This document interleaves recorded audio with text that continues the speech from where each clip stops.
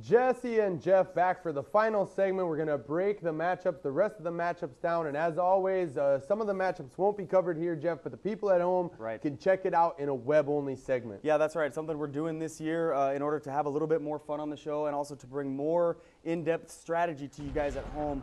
Right now in the NFL, the trends are starting. So this show is called The Trends Begin, and we've got the segment that you just saw was all about those trends that are happening. We're kind of starting to take a look at what trends are now, and then here in week 4 next week, we're going to start to see those really flesh themselves out. So we're bringing that to you guys, and in order to do that, we go with the web-only segment. So make sure every week to go on to testosteronesports.com. Click on that video. And right after the show, go on to testosteronesports.com for the Fat Chat. It's been awesome so far. It's a live fantasy chat. Guys are hopping on there constantly. A lot of traffic in there. And basically, we're just helping people figure out their matchup-related questions here on Saturday night, right before the week 3 begins tomorrow. You got to win in your fantasy league. So come on, testosteronesports.com. It's totally free. Jump into the Fat Chat. Dude, it's basically junkies helping junkies, you know. We'll come along and tie off the tourniquet and then, you know, throw that needle into the arm and give you the pumping up that you need to win your fantasy matchup. So everybody's in there. I like to get some lineup questions answered through the Fat Chat. Of course. So come on in and let's do the big strategy chat. Last week, one of the junkies out there, I was asking for a player in one of my leagues. I was actually playing against Fanball's Paul Charchian. And Junkie Scott told me to start Amani Toomer. I listened to Junkie Scott, and Toomer scored a touchdown. So big love to Scott. We'll see you, Scott, on the chat after the show. And if you haven't been, you're invited already, all the rest of the junkies out there. Pittsburgh at Philadelphia in the last matchup, first matchup of the last segment. The Eagles lose a heartbreaker to the Cowboys. Played outstanding ball. Now they welcome a 2-0 Pittsburgh team into Philly. To me, Jeff, these two teams are two of the best 4 or 5 squads in the league. Well, I mean, when I look at this matchup, I just think, wow. I'd really like to thank the NFL schedule makers for this one. The battle for Pennsylvania is going to be in full effect this week. I can't wait to watch this game. I say start all of your fantasy-relevant players here in this game. I really like Willie Parker. As the season has been going, they're definitely relying heavily on him to carry the load. Big Ben playing with a little bit of a sprained shoulder. Right. If you watch the interview after that game that they played, who was that? Sunday night. Yeah, Sunday night. Andrea Kramer was asking him about that shoulder, and he just ignored the question and talked about how awesome his offensive line was. So interesting to see what Big Ben did with that. But I think that he'll get it going through the passing game. And the big question I have from here is, where in the heck has Antonio Holmes been? Yes, Antonio Holmes, a complete non-factor for the first 2 weeks of the season. So far, Hines Ward been getting the love. He's got 3 touchdowns through the first 2 games. But I think that will change, and this might be the game that changes in. They want to get Santonio deep.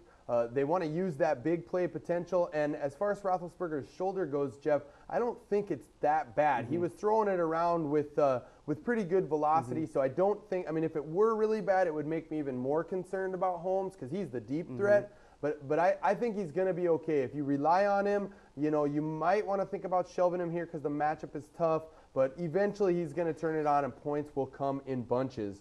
Now, fantasy points came in bunches on Monday night when the Eagles clashed with the Cowboys. And Brian Westbrook, the guy I'm pimping right now, Jeff, is the #1 back in fantasy football so far. 5 touchdowns in 2 games. Well, yeah, and he's the power of their offense. They definitely funnel everything through him, and part of the reason is because of a suspect wide receiving game. I do like Deshaun Jackson. His big playability is awesome, but Deshaun, dude, hang on to the ball until you get into the end zone, man. I know you're excited and you're a young guy, and he said, I'm just out there having fun. But, dude, you're going to get paid more if you score touchdowns. Absolutely. So let's get the ball in the end zone before you do any celebrating.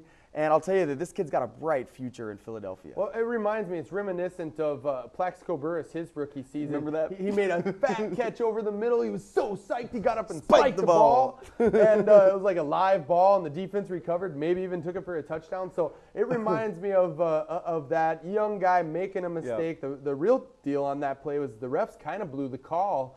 And that 1-yard touchdown that Westbrook ended up getting, I thought it was really fascinating, man. Mike Tirico said on the broadcast, fantasy football owners who play in dynasty leagues just got rewarded based upon this play from that one where Brian Westbrook laid down Right. on the 1 yard line. Right. So a little bit of love for fantasy on a national broadcast. Well, as the NFL has started this year, we've had a lot of different controversial plays in the NFL.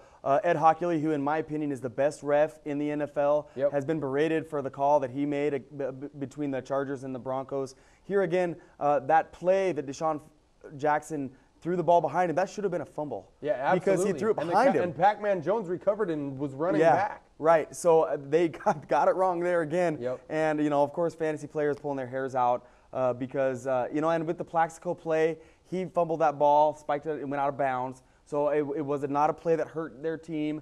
Same with Deshaun Jackson. He got lucky. Westbrook got the 1 yard touchdown. Yeah, this is going to be a fun matchup indeed. So tune in to Tune this in for one sure. and keep an eye on Willie Parker though, because right now he's on pace for over 400 carries. He leads the league in attempts right now. 25 attempts in week 1, 28 in week 2. If he has another good outing here, you might think about trading him because he can't keep this pace Right. up.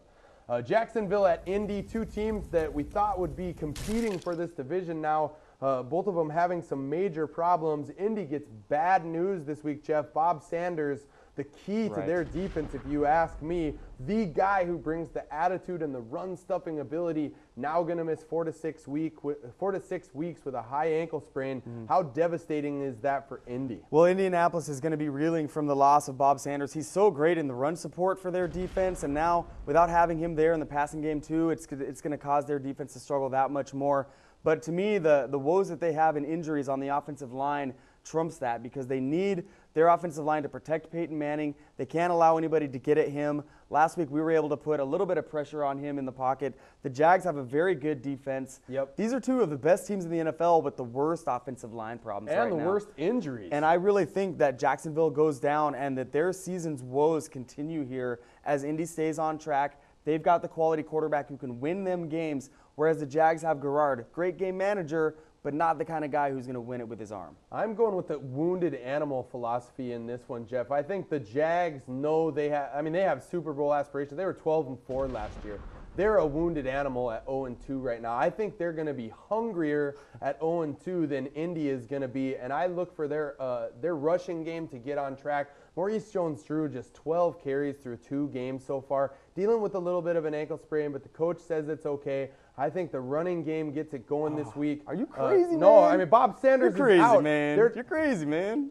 Don't Maybe in Jacksonville. That's what you told me when I told you that the Patriots were going to struggle this season. Oh, well, you said they're crazy. Maybe in Jacksonville. That game, that could happen. We will see. But last week we almost beat the Colts, and we're not that much better than the Jaguars. I think the Jaguars are going to be tough in this game. I'd start Maurice Jones-Drew. But on the Indy side of things, another thing that has me worried here is Joseph Adai not playing at a high level. Well, and I think that Joseph Adai is probably the most injury-prone running back who's a starter on a high-profile team. He's got a lot of ability, but he seems to get nicked up real easily, and then they're really quick to add in Dominic Rhodes. So they're almost morphing into a committee approach there. Just because Adai, he's got the head injury, and Yeah. I don't know. I think maybe he was babied a little too much as he grew up. And really a product of the system. When their offense is rolling, he rolls. When their offense isn't rolling, Right. he's not doing much. Right. The Jets at San Diego, LaDainian Tomlinson owners are pulling their hair out right now. He plays on Monday night, and what are they going to do? He's not practicing. We don't know if he's going to play for sure. Last week, just 10 carries. Jeff, tell the people at home it's going to be okay. Tell them not to panic. I'll tell you. LT. Yeah, this is LT, and the problem with this situation is that in his career, LT's never been productive when he's been playing injured. And the issue is that he always plays even when he's injured. So he's so high profile and highly talented that when he plays, you got to have him in your lineup. But the issue is such that he's not going to produce very much. So you really got to watch out. And here it's a double bite because they play on Monday night. And so you're going to have to probably make your decision Sunday right before kickoff. Do I play LT? Do I not? Most teams out there, they don't have a choice. They got to go with LT. He's the number 1 or number 2 overall pick in fantasy this year, but that toe causes me concern. He's talking a positive game about that he feels better than last week. But Jesse, can it get much worse than last week for him? It absolutely can't. I mean, other than in the the AFC Championship game last week. Look, LT has a track record of shutting it down when he doesn't feel 100%, and he's approaching 30. He'll turn 30 in the offseason. So I think I was thinking we might have one more season of elite production from him. Now I'm starting to think that we might have one season of average production from him, and maybe that tail off starts to happen. I mean, it's very rare that an NFL running back can keep up this level of production. I mean, he's been doing this like 8 or 9 seasons already. So wear and tear happening. LT owners, don't trade him now because his value is too low. But proceed with caution for sure. But Phillip Rivers making up for that lack, Jeff. 6 passing touchdowns in 2 weeks. Chris Chambers has 3 of those. Those 2 guys are must-plays. Oh, most definitely, and I do think that will continue. The Jets secondary is fairly good, but they still will yield a lot through the passing game. I like Antonio Gates. I think that Vincent Jackson makes a sneaky play if you are in a must-play situation. Reserve him for the bye weeks if you can. But as far as their passing game goes, I really like them. And I mean, with the Jets, what can you say besides what an awesome quarterback they have? The Jets have an awesome QB, man. The Jets have an awesome quarterback. Brett Favre looks so much better as a member of the Jets. Oh, way better. And, we love to chide the Packers fans, but I think that loses a little bit of its luster with how well Aaron Rodgers has played. But still, in this game, a Monday nighter, big players get up for big games. I think Brett is going to be throwing the rock around with confidence. So I think that Jericho Cotchery is a guy that fantasy owners could play here. Oh, he's a must-play, in my opinion, from week in and week out from now on. And the one guy I do like in this game who makes a sneaky play, I do think Lavernius Cole started to get into the act with a nice big play last week. He didn't get in the end zone, but I look for him to start picking things up more and more as the season goes on. And then also Thomas Jones is a safe play in the Monday nighter. He'll be up big for this game, and the Jets are going to want to make a statement. The only problem is they're playing an 0-2 Chargers team, something we haven't seen in last 5 years. So I think the Chargers are going to romp. Yeah, well, the Chargers very well may romp. I worry about Thomas Jones just because he has a tendency to get stuffed easily inside the 5-yard line. We saw it again last week. Last season was like 8th or 9th in attempts, but only scored 1 touchdown. I think he was 2nd in attempts. Ooh, bad. So another team that's bad, Cincinnati traveling to the Giants. As we run down on time here, Jeff, let's make this quick for the fantasy owners. Bench your Bengals, start your Giants. Start them all. Brandon Jacobs, Plaxico Burress, who's becoming one of the best receivers in the NFL, number 5th in the league in yardage right now. I think that will continue against a horrible defense. And how did the Giants get such a great schedule? Yeah, they're loving life right now. Reigning Man. champs. Brandon Jacobs, 5.8 yards per carry so far. He's going to roll against the Bengals team that is allowing an average of 203 yards rushing a game. Brandon Jacobs could be the best player of the week this week. Miami at New England. The Patriots stopped the bleeding a little bit with an unimpressive win last week against the Jets. Matt Castle not really getting Randy Moss involved. But I'm believing here in this game, Jeff, that Bill Belichick will understand if he doesn't get the ball to Moss again, Randy might start turning into that enigmatic biatch that he can become. So I like Moss here. And I like Matt Castle to have his first breakout game. I really do think that he's going to light it up against the secondary that's not very good. Bill Belichick loves to shove it down the throat of the Miami Dolphins. It's tough to say who to pick from the running game for the Patriots. I really don't like any of them because you can't decide which one it's going to be. And then from the Dolphins, I really think you got to start nobody. Nobody.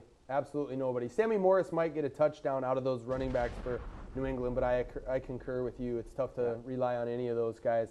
So we thank you for tuning in. Testosterone is almost a wrap for the week, but before we sign off, we want to tell you one last time, testosteronesports.com, Definitely. testosteronesports.com, testosteronesports.com. Check out the Fat Chat after the show. Where? At testosteronesports.com. Damn straight, because if you want to win, you must tune in to Testosterone Fantasy Sports.